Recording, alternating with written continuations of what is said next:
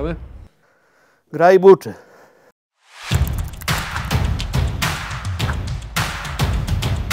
No to zaczynamy od początku, Grzesiek. Jak trafiłeś do rugby? Bo to jest takie pierwsze podstawowe pytanie, od którego zawsze zaczynamy. Szczerze to do końca nie pamiętam, ale chyba kolega, z którym trenowałem boks jako bardzo młody dzieciak, nie pamiętam ile miałem lat, 13-14, zabrał mnie właśnie na trening rugby i w Olsztynie i tam już się wtedy tak zaszczepiłem w to rugby. Jak wyglądały te pierwsze lata w tych drużynach młodych? Tam Olsztyn występował w jakichś rozgrywkach na poziomie krajowym? Tak, na jakimś makroregionie tam graliśmy, ale zbieraliśmy tęgie baty. Zawsze byłem najmłodszy z drużyny i grałem w tych tutaj starszych grupach młodzieżowych oraz w seniorach chyba też grałem w wieku 16 lat. Więc to zawsze byłem najmłodszy i najmniejszy, więc te początki nie były łatwe, ale jakoś dawałem radę. No i grałeś w ataku, nie tak jak w tej chwili na Młynarzu i nawet słyszałem taką historię, którą podobno często opowiadasz o jakimś takim najważniejszym podwyższeniu. Ja akurat tej często historii nie opowiadam, ale Rafał Witoszyński bardzo często to opowiada, bo wtedy Lechia przyjechała do Olsztyna i z Olsztynem właśnie pierwszy historyczną przegraną zaliczyła. A wtedy wygraliśmy z Olsztynem chyba 23-22 i w ostatniej sekundzie meczu właśnie kopałem podwyższenie spod samej linii, no i trafiłem i wygraliśmy 1 punktem.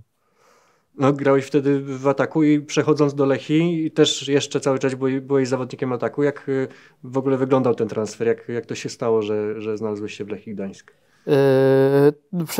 Rok wcześniej przeszedł do Lechii Gdańsk Tomek Rokicki, bądź 2 lata wcześniej, mój przyjaciel i wtedy chyba ja byłem albo wróciłem dopiero z Anglii, albo zagrałem jeszcze sezon w Olsztynie. Dokładnie już nie pamiętam, ale to on głównie mnie ściągnął i Marek Płonka senior do Lechii. No i jak to się wydarzyło, że z zawodnika ataku, bo wiem, że w Olsztynie grałeś na wszystkich pozycjach w ataku praktycznie, jakie są możliwe. Do Lechii jak przyszedłeś też grałeś w ataku, ale później nagle stałeś się młynarzem. Później mój drugi serdeczny przyjaciel Grzegorz Janiec poleciał do Francji grać i w Lechii zostaliśmy bez młynarza. No i trener Płonka właśnie senior wymyślił, że ja będę grał na młynarzu, a to był mój pamiętny mecz, bo bardzo dobrze go pamiętam z Siedcami. Z którymi z Siedlce były Beniaminkiem, wtedy weszły do ligi i przegraliśmy ten mecz, graliśmy go w Pruszczu jako Lechia, nie pamiętam dlaczego, ale byliśmy chyba czemuś zawieszeni, ale pierwszy raz związałem się w Młynie na meczu. Więc później chodziłem tydzień lekko struty, bo mnie bolała szyja. No, jak taki smutny pan, tak? Dokładnie. No, nie umiałem się wiązać, no i mówię, pierwsze wiązania na meczu, cały tydzień tak chodziłem, ale później już z meczu na mecz coraz lepiej mi się grało i myślę, że to było najlepsze, co mogło mi się zdarzyć w życiu, że właśnie przyszedłem z ataku na młynarza. W Lechii, odkąd przyszedłeś, to zdobywałeś kolejne trofea i też były te trofea siódemkowe. W zasadzie siódemkowych masz więcej niż 15-kowych mistrzostw w Lechii. W Lechii mieliśmy bardzo dobrą ekipę siódemkową i chyba 7 razy z rzędu zdobywaliśmy mistrza Polski, później mieliśmy jakiś srebrny medal i później chyba brązowy, ale jestem 7-krotnym mistrzem Polski siódemek, można tak to nazwać. A jak w tych siódemkach się odnajdywałeś? No jak wtedy jeszcze grałem w ataku dobrze, jak już później zacząłem na młynarza, to się tak trochę oddalało, ale jakoś sobie radziłem jak na polskie warunki. Słyszałem, że mówiłeś o sobie też, że jesteś człowiekiem jednego klubu, czyli rozumiem, że z Lechią jesteś związany w tej chwili na dobre i na złe i do końca. Twoim celem jest jeszcze jakoś tak w Lechii, będąc jeszcze przy klubie, powalczyć o medale, bo od 2016, z tego co pamiętam, nie było medalu dla Lechii. Dokładnie tak. Jeszcze przed skończeniem tutaj swojej kariery bardzo bym chciał, wręcz marzę o tym, żeby z Lechią zdobyć jakiś medal, bo zdobywałem te medale, wiem jak to smakuje i chciałbym to poczuć jeszcze raz. Można powiedzieć też tak już bardziej ogólnie, że prowadzisz życie z jajem, bo grasz jajem, pracujesz też z jajem i jeszcze do tego podobno tak wszyscy mówią, że jesteś też gościem z jajem, bo chociażby mistrzem memów jesteś. Jak to skomentujesz? No akurat wszystko się zgadza. Tutaj gram w rugby, jestem też tu kierownikiem handlowym w firmie, która zajmuje się sprzedażą jaj. Więc wszystko pasuje do tego, a to, że lubię robić memy, to wszyscy dobrze wiecie, więc nie musicie o to pytać, możecie pokazać w jakiejś chwili.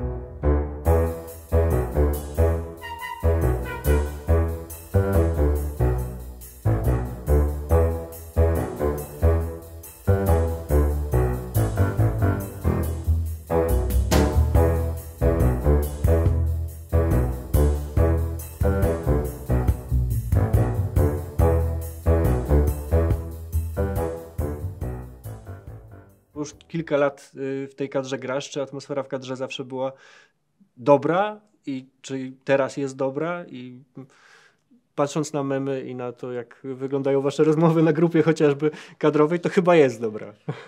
Myślę, że atmosfera zawsze była dobra w kadrze, tylko teraz naprawdę możemy się poczuć, tak jak wcześniej wspominałem, jak profesjonaliści, bo nawet to, że jesteście wy, nagrywacie z nami jakieś filmiki, jesteście na każdym zgrupowaniu, robicie o tym jakieś materiały, mamy całkiem inne przygotowane te zaplecze, czyli Maja, tam wszystko, mamy Mirka, trenerów wideo, tego wcześniej nie było, no to jest i to nas pcha do przodu i daje takiego kopa i myślę, że na tym możemy zbudować jakiś wyższy level.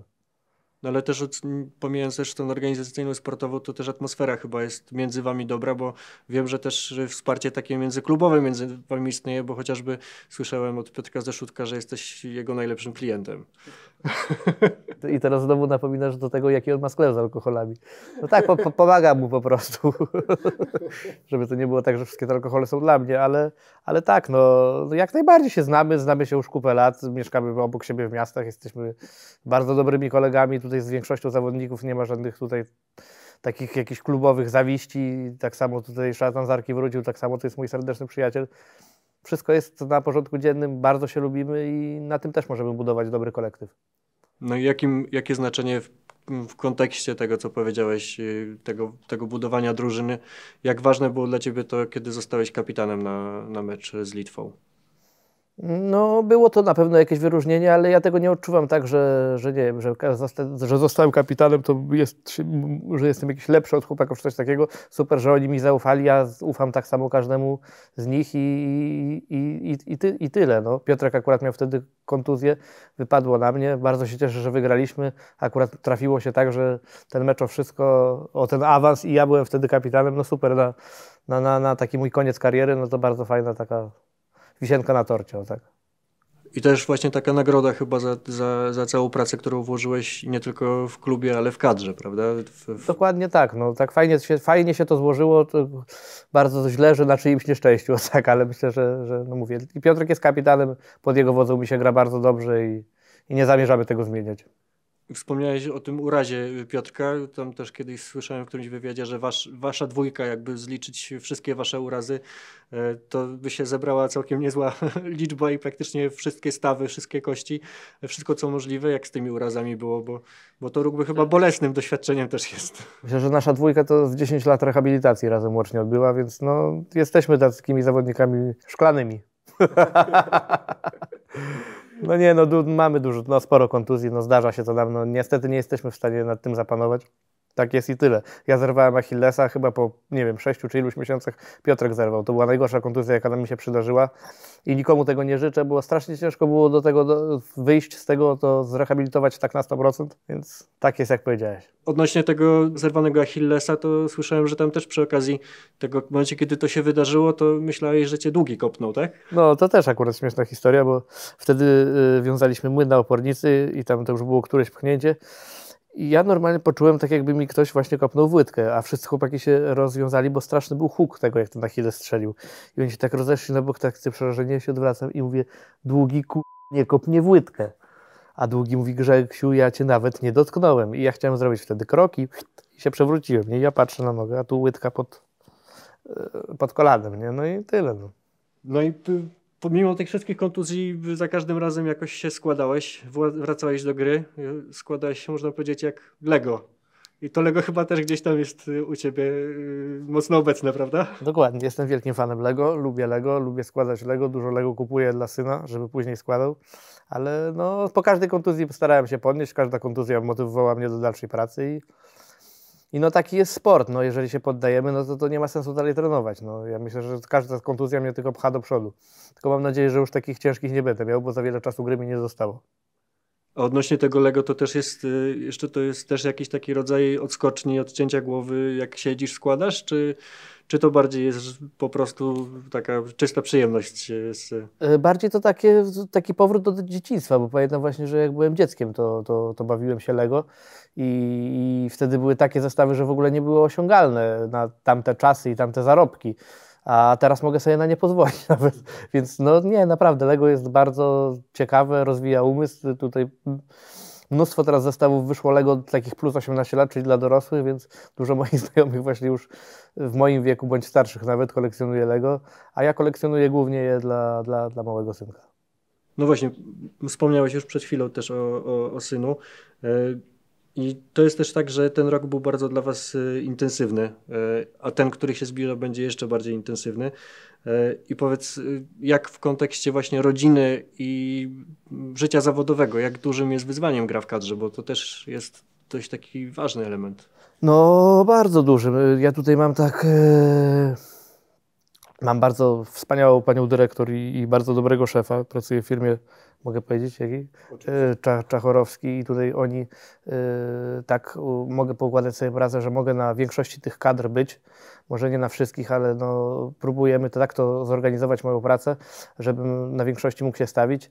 A w domu to wiadomo, Paula przejmuje obowiązki rodzica, bo mieszkamy na 2 domy. Ja pracuję w Gdańsku, ona pracuje w Olsztynie, ona jest trenerką gimnastyki w szkole. Ja jestem tym kierownikiem handlowym tutaj, mam taką pracę zdalną na 2 dni. Jeżdżę tak między 2 domy, ale no tutaj to największe ukłony w jej stronę, bo opiekuję się młodym i tyle. Nie? Taty nie ma, ale jak przyjeżdżam, to przynajmniej się cieszy, bo widzi mnie raz na jakiś czas. Ale też chyba Paula jest wyrozumiała, bo sama jest wielokrotną mistrzynią Polski i też uczestniczyła w Pucharach Świata, więc też chyba trochę rozumie to życie sportowca, prawda? Dokładnie tak, dlatego no, tylko to dzięki jest temu zrobione tak, jak jest, bo ona to rozumie, bo w tym sporcie siedzi całe życie. Powiedz mi, czy trudniej poskładać właśnie te elementy życia zawodowego i rodzinnego, czy trudniej będzie na przykład wygrać z Rumunią na boisku? Myślę, że zdecydowanie to pierwsze, żeby to wszystko poukładać. Zawodowe życie, rodzinne, pójść do pracy i tutaj być na kadrze, to naprawdę dla mnie tutaj bycie na kadrze to jest taką odskocznią, że ja się tutaj czuję tak dobrze, jakbym miał urlop. To jest jakiś rodzaj urlopu, no bo z drugiej strony też twardo i ciężko pracuje się na takich zgrupowaniach jak te zimowe, ale to jest właśnie trochę taki odpoczynek od... Dokładnie, od życia codziennego. No, to jest najlepszy odpoczynek dla głowy. Tu możemy się zająć tylko pracą taką fizyczną. Wiadomo, że w rugby trzeba myśleć, to żeby to źle nie zostało zrozumiane, ale tu możemy się poczuć w pełni profesjonalnymi zawodnikami nawet przez te 3 dni i odciąć się od wszystkiego i zająć się tylko ciężką pracą. No i teraz zmierzamy w stronę Championship. Ten profesjonalizm jest tutaj bardzo istotny.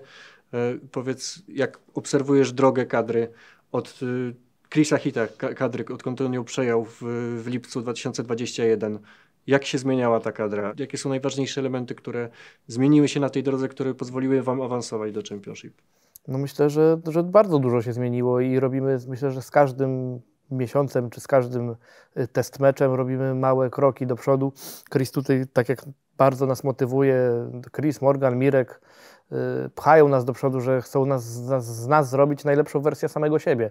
Więc oni nas nie traktują tak jakby, nie wiem, że nas chcą biczować czy lać, że my mamy że tak powiem, przepraszam, do bólu, tylko że my mamy od siebie wymagać jak najwięcej, że to w nas siedzi to, że my mamy zrobić ten progres tak jakby sami i musimy zrobić ten progres mentalnie i fizycznie. I czy te kolejne mecze, które wygrywaliście, nie tylko te w trofii, ale również mecze sparingowe, wyjazdowali, to one budują w was to poczucie rzeczywiście coraz większe, że jak przyjdzie do Championship, to będziecie gotowi? Myślę, że tak, że będziemy gotowi, ale tak jak tutaj wspomniałem w poprzednim pytaniu, my musimy wznieść się na wyżyny. Trenować coraz ciężej, więcej, lepiej spać, lepiej jeść, prowadzić się lepiej, tylko to będzie jedynym kluczem do sukcesu. W czasie tych meczów w trofii, w szatni chociażby do zawodników i do kolegów z drużyny mówiłeś, że gramy o marzenia. Te marzenia się spełniły. Gdzie teraz są marzenia? No teraz marzenia to jest zostać przez te 2 lata w tej grupie Championship, a po tych 2 latach, no niestety mnie już nie będzie, ale grać tam o jakieś wyższe miejsca. Takie są moje marzenia. No właśnie, powiedziałeś, że cię już tam nie będzie. To rozumiem, że też wynika z wieku twojego, ale... Dokładnie. Ale rozumiem, bo też w którymś wywiadzie powiedziałeś, że twoim marzeniem jest zagrać też na pierwszej linii przeciwko Gruzji. Teraz w tej grupie to się nie wydarzy? Czy... Dlatego mówię, że za 2 lata. Tak jak siedzimy, jak rozmawiamy, jak widzimy, też jesteś znany z tego, że masz sporo tatuaży. Czy te tatuaże to też jest jakaś droga przez te marzenia? To są jakieś, symbolizują jakieś elementy, momenty w twoim życiu, czy to jest też bardziej jakieś takie ważne dla ciebie symbole? Mam dużo tatuaży, co coś symbolizują. Mam wytatuowanych dziadków, moje psy, ale no bardzo lubię tatuaże i tak jak wiesz, tatuuję się w każdym możliwym wolnym momencie, kiedy mogę, bo to też dużo trenuję, więc często nie mogę się tatuować. Mam zaklepane terminy, muszę je przekładać, ale tatuaże są moim takim nałogiem i tego nie zmienię. Psy też słyszałem, że są twoją dużą pasją, prawda? I to specyficzne, znaczy w sensie, że konkretna rasa. Akurat no, konkretna rasa, ale uwielbiam psy, uwielbiam zwierzęta. Uwielbiam pomagać zwierzętom w jakichś akcjach charytatywnych, wszystko z tych rzeczy, bo zwierzęta kochają bezgranicznie i to jest jednak coś, co każdy z nas odczuł i myślę, że każdy powinien pomagać zwierzętom. No właśnie tych akcji też wiem, że było sporo i też mówiłeś, że też Paula cię motywowała do tego, żeby brać udział w tego rodzaju inicjatywach. To razem angażujecie się w taką pomoc? Tak, jeżeli jest taka możliwość czy coś, zawsze angażujemy się w każdą pomoc, a tutaj też takie, że z Paulą akurat się poznałem po prostu przez taką akcję charytatywną w Olsztynie i tak się właśnie poznaliśmy też. Ostatnie pytanie, takie, które też gdzieś może się już przewijało w niektórych wywiadach. Powiedz mi, bo krążą różne plotki. Czy zagrasz w kolejnej części Władcy Pierścieni, czy Siarę w Killerze? No, dostałem angaż na 2 role, jak się terminy nie pokryją, to zagram w 2. A we Władcy Pierścieni jaką rolę dostałeś? Możesz zdradzić? Na początku chcieli Hobbita, ale się nie zgodziłem, to dali mi rolę Gimliego. Dziękuję ci bardzo za rozmowę. Proszę.